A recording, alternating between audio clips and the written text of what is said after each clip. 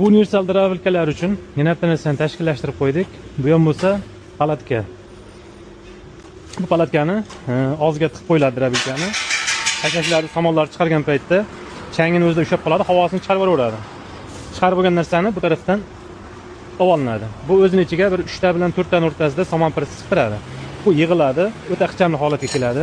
Materiallari o'ta baquvvat, chidamli material bo'ladi. Xo'p, mana bu yerda rezinkalargacha bo'ladi. Bu hech qayerdan chang chiqarmaydi.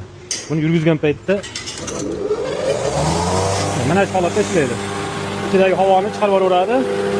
Changlarini ushlab qoladi shunda. Mana bu yerda zamoga bo'ladi. Buni ochib tekshirib turish uchun. Drabilkani og'zi mana. Ular shu ko'rinishda bo'ladi. Bu palatkalarimiz, dastavkalari ham bor. Drabilka olgan odamga shuni o'zining narxida yetib boradi. Dastavka ichida bo'ladi. Alohida olaman degan odamga ham kelishilgan holda yetkazib beraveramiz. Aloqaga chiqaverasizlar. Bitta mana bunaqani bosib qo'yamiz. Zo'r bo'ladi shunda.